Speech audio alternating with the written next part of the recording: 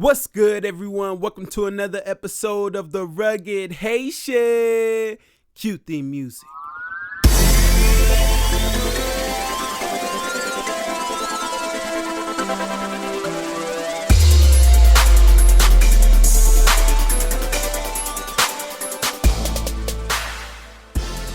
What's good? What's good, everyone? We in here.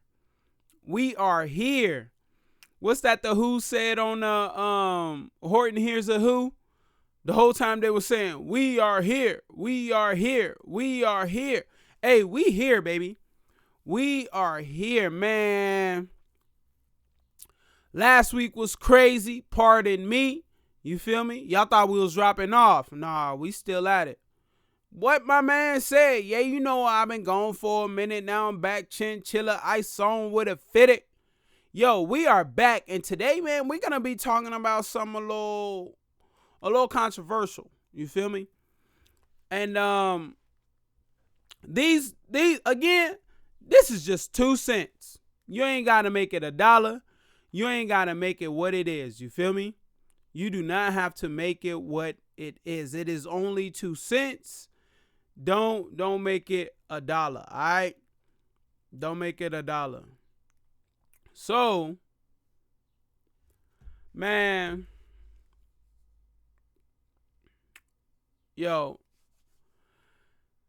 so Roe versus Wade was overturned. It was overturned. It was overturned, and I've seen a lot of people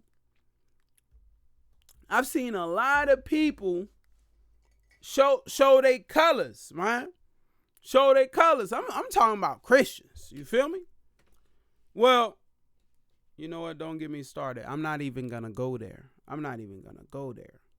But people who say they Christians, man, I seen cats cussing, like not even trying to hide it, just straight up. Yo, I'm upset about this decision and whatnot. A woman has a right to choose, all that, yada yada, whoop-de-whoop. And I'm like, yo, that's crazy. That is crazy. And this is my thoughts about woman's choice. Cause you feel me? I wrote a whole 20-page paper and did the research on both sides. I did the research on both sides, pulled up all the facts, all the sources. It was an academic paper, so I had to do all that. Scholarly sources, all of that, right? And so I have arguments for both sides. And why abortion is not the answer. You feel me? So there are common objections to abortion. There are common arguments for abortion, as I should say. So one argument is, well, what about the rape victims? What about the incest victims and all of that? And I say, from the research that I conducted, and I said, all right, well, let's look at it. And studies show that only account for 0.7% of all abortions. You know what? Let's be generous. The study says 0.7, but let's be generous. Let's just say that just account for 7% of all abortions. It's not. It's 0.7%. So in the millions, in the hundreds of thousands of abortions that are done every year, 0.7 of those, and if you want to be generous just for speaking, 7% of those were done because of rape and incest. It's like, all right, cool. So we take that out of the argument, because that's what a lot of people try to choose. You feel me? They say that, oh, yada yada, whoop-de-whoop, it's 7% of the this is the main thing they want, abortion. It's like, all right, cool, let's look at it. Oh, this number isn't significant enough. Then it is to save the life of the mother, because if the mother have the child, boom, she could die. That's only 0.2%. That's only 0.2%. If you want to be generous, 2%. That's 2% of the number. That's 2% of the number. So now you take out rape, you take out incest, and you take out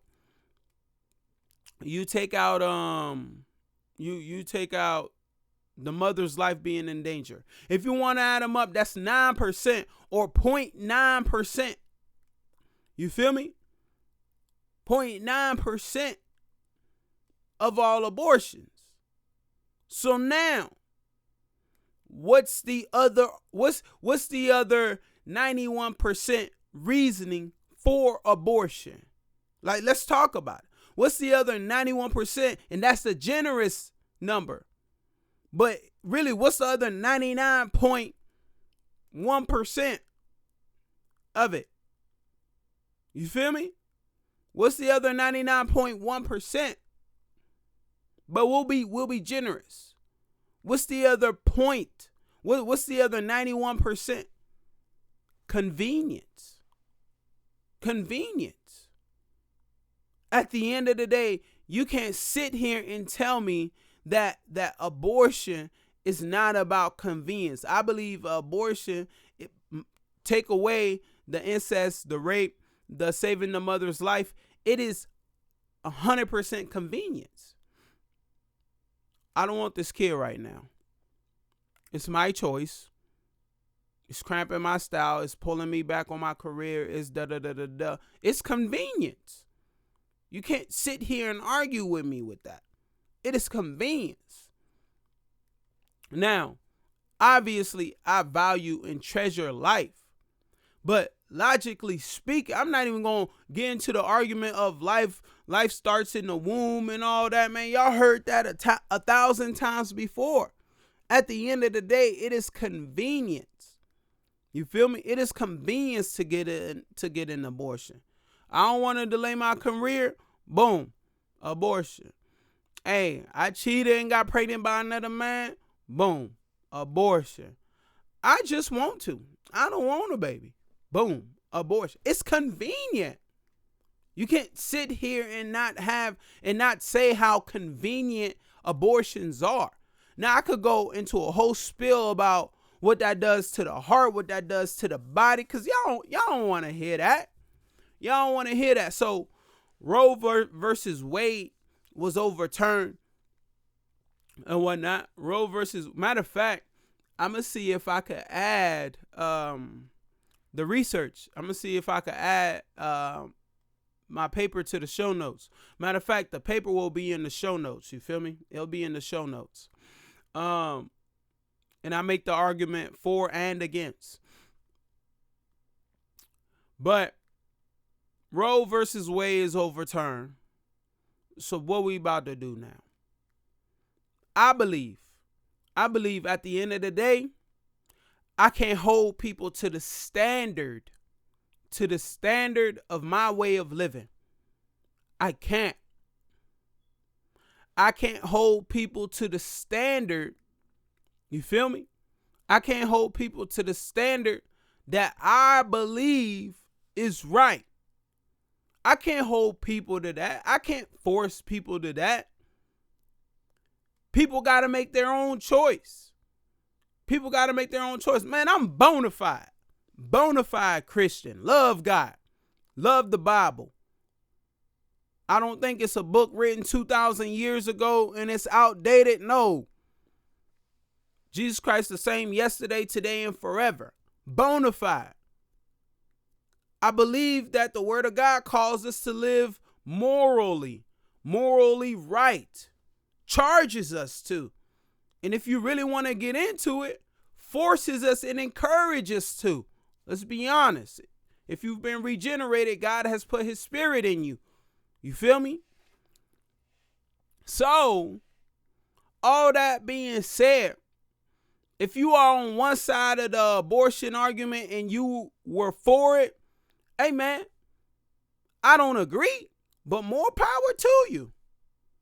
I can't force you to do something you don't want to do. I can't force you to live to my standard. You get me? I can't force you to live to my standard. And if you're against abortion, good for you. More power to you. Again, I can't force you to live to my standard. However, when you start talking about, when you have Christians who start talking about, oh, the Bible don't say nothing against abortion. The Bible don't whoop-de-whoop. I just sit back and like, yo, what you talking about? What you talking about? Because this is my thing.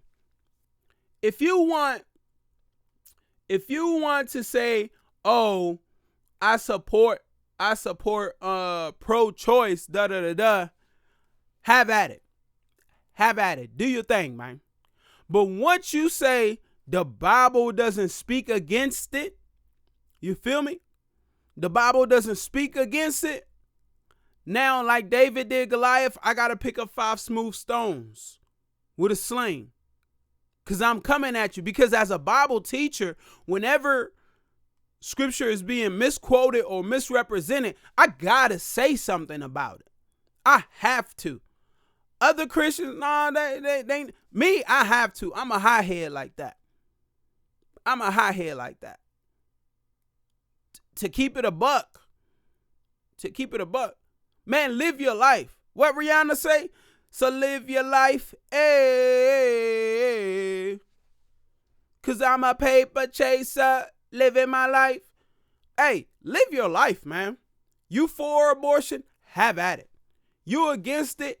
Have at it. But if you about to bring God and the Bible into it, then I'm interested.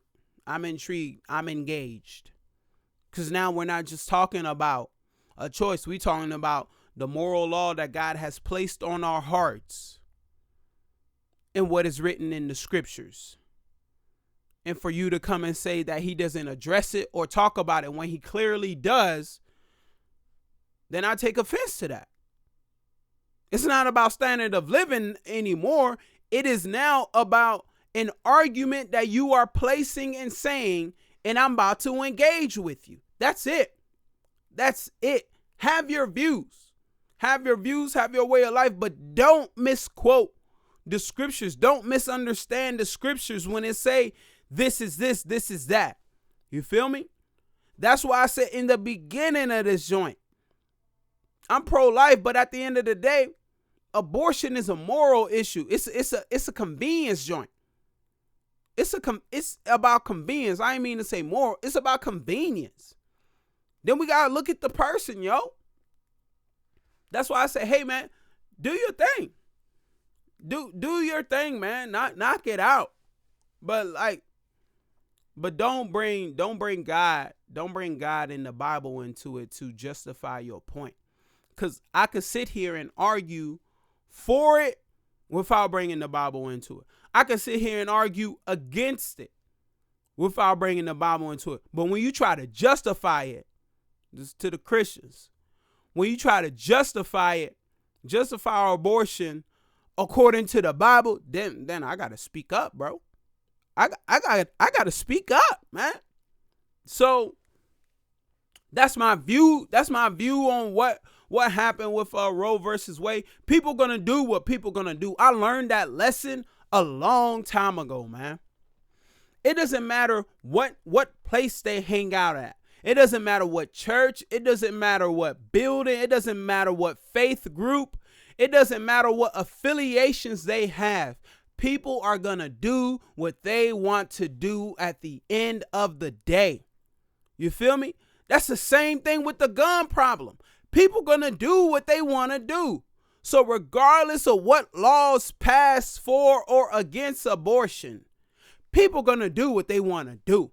Regardless of what laws pass for or against guns, people are going to do what they want to do.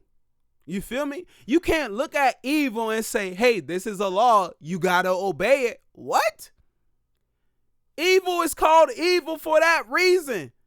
They breaking the law.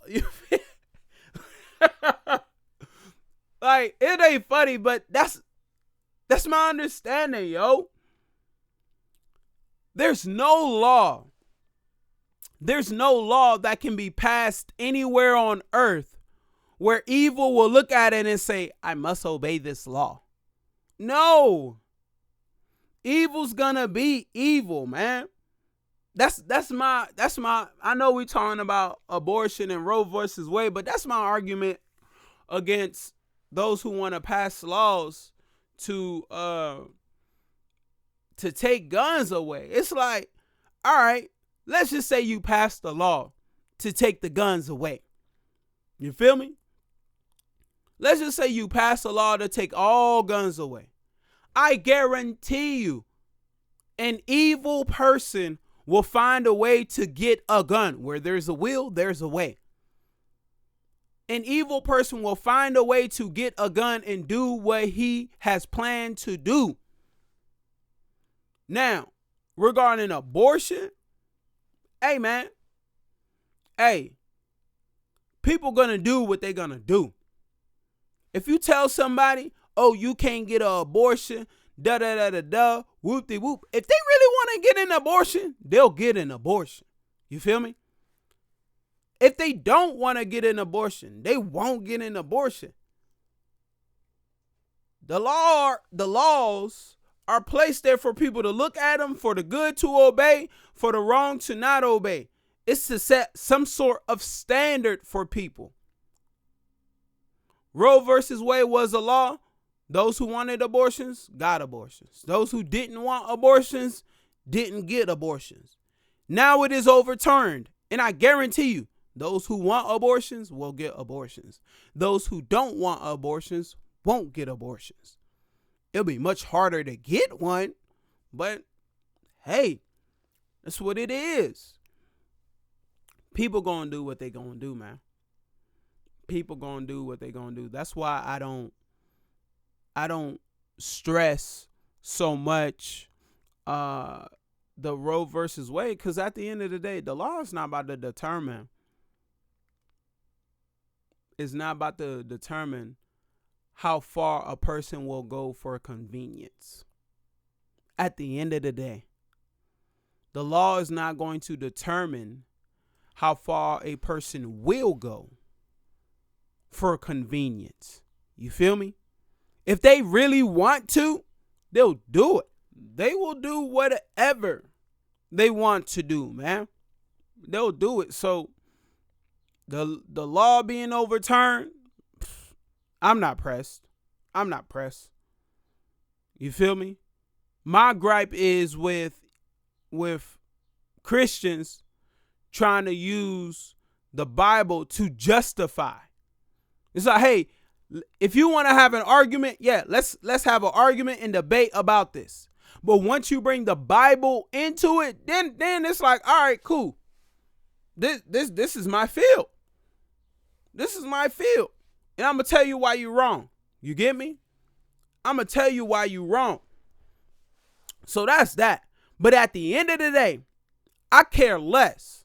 I care less because one of the arguments for abortion is, hey, there's too many kids in the system already who are not adopted, who are in foster care, who get abused and da-da-da-da. There are too many kids in the system.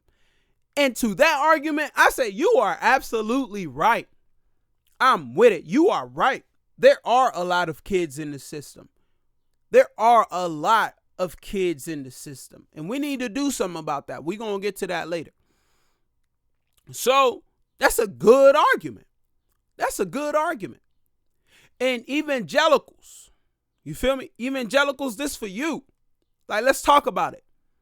I seen a video of people picketing Planned Parenthood, and then the person went around and said, are you willing to adopt? And the ladies were like, no thanks, I have my own. And he goes to like 80% of the people picketing, and he's like, are you willing to adopt? And they say, no thanks, I have my own. I'm good, I have my own. I have my own. And I'm like, wow. Really? So that's where we are. And this is what my point is today. Evangelicals, y'all got Roe versus Wade overturned. Now it's time for y'all to step up, man. Y'all got Roe versus Wade overturned. They killing babies, da-da-da-da. All right, cool. It's time for you to step up. You get me? It's time for you to step up. Today, to this date, in the United States, I'm not talking about England. I'm not talking about Africa. I'm not talking about India. I'm talking about the United States of America. There are currently 424,000 kids in the system. 424,000 kids in the system. You feel me? That's a lot of kids. That is a lot of kids. So we have 424,000 kids, right? 424,000 kids. Evangelicals, this for you. There is an estimated, now we just talking churches. There's an estimated of 380,000 churches in America. You feel me? 380,000 churches in America. Now, I understand there's more kids than there are churches. However, there are sibling groups, which are kids which are kids with siblings, obviously, where it is 2 to 3 siblings. Sometimes it's more, sometimes it's less. You feel me? Sometimes it's more, sometimes it's less. There's sibling groups and all that. Now, if you do the math properly, and you have some churches pull out and accept sibling groups, which will account to like 2 to 3 kids and whatnot. If you have sibling groups and you have people who are willing to do that, and if you do the math, that will leave 44 kids. If every church in America adopted 1 kid, the 380 churches, if every church in America adopted 1 kid, we will have 44,000 kids left in the system. Now get me. There are foster parents all over the U.S. There are people who are willing to foster all over the U.S. So we chop up that 44,000. You feel me? We divide that by the 50 states. You feel me? That's 880 families. 880 families per state to adopt those kids. You get me? So if evangelicals really want to step up, you feel me? You got Roe versus Wade overturned. Dope. Good. I'm happy for you. But if you really want to step up, follow the scriptures. Care for the fatherless. Care for the orphan. You feel me? If all the evangelical churches stepped up in America, we would effectively eradicate the need for foster care. We will effectively destroy the system of orphanages and foster care. If evangelicals stepped up, like I'm talking every church. You know how there's like a church on every corner? I'm talking every church adopt a kid or sibling group. You get me? Like I'm talking the whole church puts in. As in, you have one family that takes care of all clothes. Another family that takes care of all food. You get me? And you have one couple or the pastor or whoever, the child stays with them. Because when you think about it, they get free health care. They get free health care until they're adults and establish themselves. They get free college. Free college. Anywhere they want to go in their state. You get me? Free college. anywhere they want to go. So you got free healthcare, free schooling to become a professional. And all you got to do, churches, is raise them up for 18 years at most. Now, if they come at 10, at 13, whatever. If every church did that, man, we would eradicate the need for foster care in the United States. That's just math, y'all. Now, if you want to get super radical, I'm sure there were some Jewish people standing out there picketing too. If you at the Jewish community, we don't even have to rely on foster parents. If you have the evangelicals and you have the Jewish community come together to each person adopt one child, there's no foster care. There will be no foster care in the U.S. There will be no need for it, because every child will have a place to go. But people don't want to do that. Evangelicals just want to say, hey, it's wrong, and don't do anything about it. This is your chance. Man, I just might start a foundation to do that. Call churches to put their money where their mouth is. You against Planned Parenthood? Dope.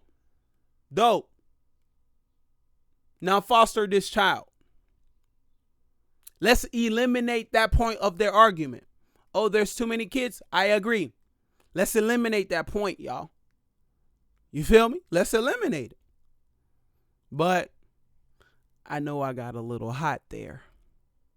I just believe if the church gonna talk about, oh, abortion is wrong, whoop-de-whoop, I need you to step up and do something about it. You feel me? But that's it. Again, it's just 2 cents. You don't have to make it $1. Thank you for tuning in to another episode of The Rugged Haitian. Peace.